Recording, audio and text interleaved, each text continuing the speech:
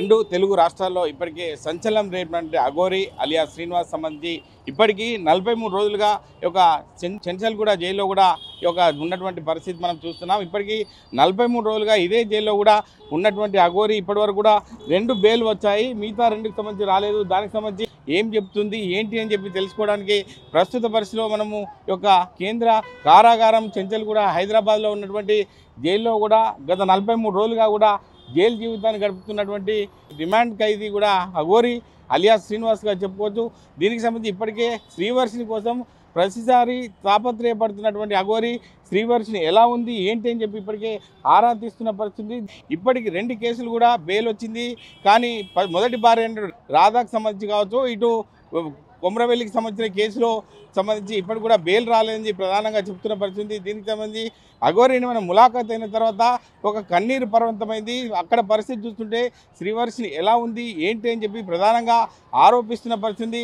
దీనికి సంబంధించి అఘోరి ఇప్పటికే 43 రోజులుగా జైలు జీవితం గడుపుతూ చాలా బక్క చిక్కినట్టు కూడా మనకు తెలుస్తుంది. ఎందుకంటే మనం కలిసిన మాటల్లో చూడొచ్చు, గతంలో శ్రీవర్షినితో ఎంతో హ్యాపీగా ఒక జర్నీ చేసిన పరిస్థితి. పెళ్ళైన తర్వాత అటు ఢిల్లీ ఉత్తరప్రదేశ్ తిరిగిన పరిస్థితి. అక్కడి నుంచి నేరుగా ఢిల్లీలో పోలీసులు కూడా అరెస్ట్ చేసి అఘోరిని తీసుకొచ్చి ఒక కేసులు ఉన్నటువంటి ఇప్పటికే అరెస్ట్ చేసి 43 రోజులుగా కేసులకు సంబంధించి ఇదే చెంచల్గూడ జైల్లో కూడా రిమాండ్ ఖైదీగా ఉన్నట్టు తెలిసింది. దీనికి సంబంధించి అఘోరితో మాట్లాడితే ఇప్పటి వరకు ఒక గవర్నమెంట్ పీపీ ద్వారానే నాకు ఇప్పుడు 2 బెయిల్ వచ్చినాయి. నేను డబ్బు పెట్టే పరిస్థితి లేరు. నా తల్లిదండ్రుల పరిస్థితి కూడా చూస్తున్నాం. గతంలో కూడా మా తల్లిదండ్రులకు నేను ఏం చేయలేదు. వారికి బెయిల్కి సంబంధించి నేను ఏం చేయాలి, నాకు ఎవరు కూడా సహకరించద్దు, నా దగ్గరికి ఎవరు రావద్దని చెప్తున్న పరిస్థితి. అంటే ఇప్పటికీ చూస్తుంటే అఘోరి పరిస్థితి, నాకు ఒక సనాతన ధర్మం కోసం నేను పాటుపడతా, నా శివయ్యను నా కాళీమాతను నమ్ముకున్నా, నాకు ఎప్పుడు బెయిల్ వస్తే అప్పుడు వెళ్ళడానికి సిద్ధంగా ఉన్నది తప్ప నాకు బెయిల్ కోసం తిరగాల్సిన పని లేదు, నా తల్లిదండ్రులను ఇబ్బంది పెట్టాల్సిన పని లేదని చెప్పి ప్రధానంగా చెప్తున్న పరిస్థితి. అంటే ఇక్కడ చూస్తుంటే ఎప్పుడు చూసినా కూడా అఘోరితో మాట్లాడిన సందర్భాలను బట్టి చూస్తుంటే శ్రీవర్షిని ఎలా ఉందని చెప్పి ప్రధానంగా ప్రతిసారి కూడా ఎక్కడ కనిపించినా ఎలా ఉంది తెలుసుకోమని చెప్పి చెప్తున్నారు తప్ప అఘోరి పరిస్థితి చూస్తుంటే చాలా అంతర్గతంగా శోభకు గురైందని కూడా చెప్పుకోవచ్చు. అంటే ఇక్కడ చూస్తుంటే అఘోరి ఇప్పటికి 43 రోజులుగా ఉన్నటువంటి కేసుల్లో 2 బెయిల్ వచ్చాయి. గవర్నమెంట్ అడ్వకేట్ ద్వారానే నాకు ఇంకా 2 బెయిల్ రావాల్సింది. ఖచ్చితంగా వస్తే ఈ సమాజానికి దూరంగా ఉండడానికి సిద్ధంగా ఉన్నా.